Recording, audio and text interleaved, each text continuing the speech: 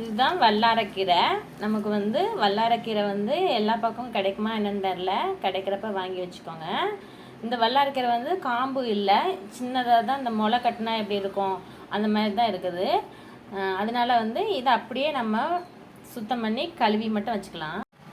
பெல்சியா kitchen வாங்க. இன்றைக்கி நம்ம வல்லாரக்கீரை துவையல் செய்கிறது எப்படின்னு சொல்லி பார்க்கலாம்.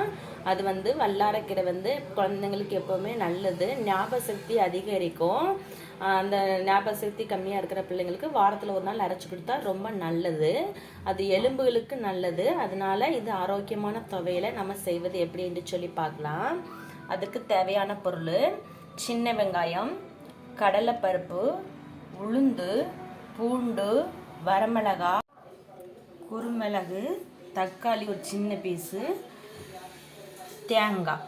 இவ்வளோதான். இதுக்கு புளி சேர்க்கக்கூடாது. புளி சேர்த்தா இந்த மருத்துவ குணத்தை அது எடுத்துரும். அதனால நம்ம புளி சேர்க்காம அதுக்கு பதிலாக ஒரு சின்ன தக்காளி சேர்த்துருக்குறோம். இனி வணக்கலாம்.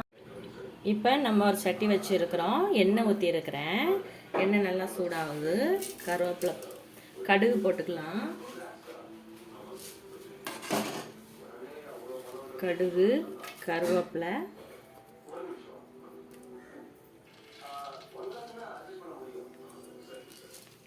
குருமிளகு,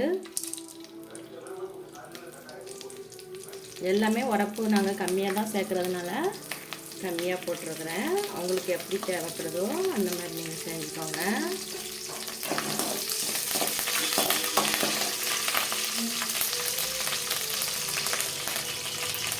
வரமிளகா,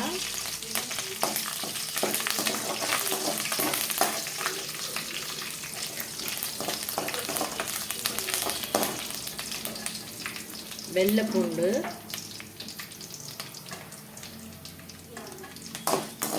வெள்ளைப்பூண்டு நல்லா வணங்கட்டும்.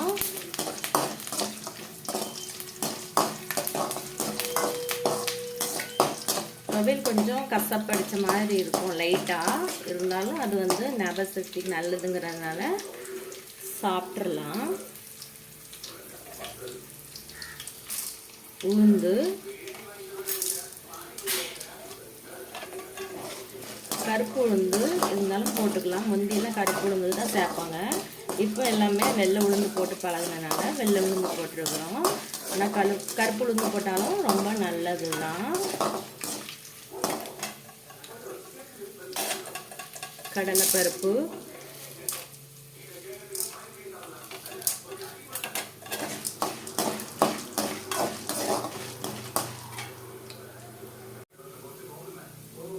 வெங்காயம்,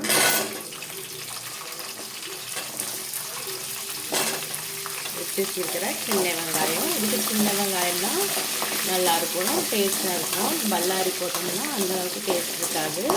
அதனால் சின்ன வெங்காயம் நல்லா வணங்கட்டும். சின்ன வெங்காயம் போட்டால் தான் டேஸ்ட்டாக இருக்கும். வணங்கட்டும்.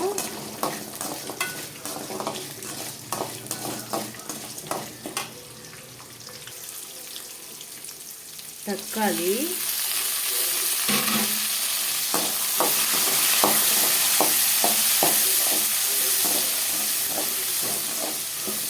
தக்காளி நல்லா வணங்கட்டும். இந்த நேரம் 2 உப்பு போட்டுக்கலாம். உப்பு போட்டு வணங்கினோம்னா அது கொஞ்சம் சீக்கிரம் வணங்கும். அப்புறம் தேவைக்கேற்ற மாதிரி போட்டுக்கோங்க. இப்போ நம்ம வச்சிருக்கிற வல்லாரக்கீரையை போட்டுக்கலாம். போட்ட உடனே இது வணங்கி கம்மியாயிரும்.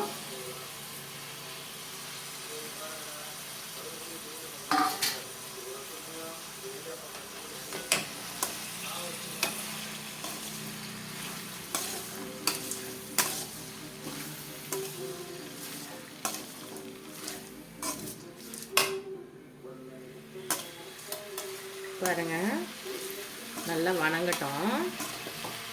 அது வணங்கவே சட்டியில் கம்மியாயிடும். அதனால் நிறையா இருக்குன்னு நினச்சி பண்ண வேண்டாம். நல்லா வணங்கணும், இல்லைன்னா கசப்படிக்கும்.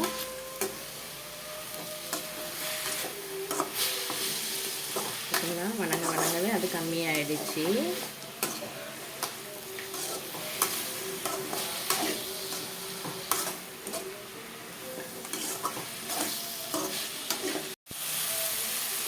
நல்லா வணங்கிட்டு இருக்குது.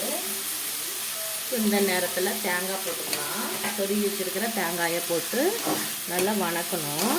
எதுக்கு வணக்கிறோம் தேங்காய் போட்டு அப்படின்னா, பிள்ளைங்களுக்கு ஸ்கூல் கொடுத்து விடுவோம், அப்போ வந்து கெட்டு போயிடக்கூடாது. அதனால தேங்காவையும் நம்ம வறுத்துட்டோம் அப்படின்னு சொன்னால் அது வந்து கெட்டு போகாது. அதனால தேங்காவையும் லாஸ்ட்டில் போட்டு நல்லா வறுத்து எடுத்துக்கலாம். இப்போ ஆஃப் பண்ணிக்கலாம். பாருங்கள், மிக்ஸி ஜாடியில் கொட்டியாச்சு. இதை நல்லா கெட்டியாக அரைச்சி எடுத்துகிட்டு வந்துக்கலாம். பாருங்கள், இப்போ நம்ம அரைச்சி எடுத்துகிட்டு வந்தாச்சு. வல்லாரக்கீரை துவையல் செம்ம டேஸ்ட்டாக இருக்குது.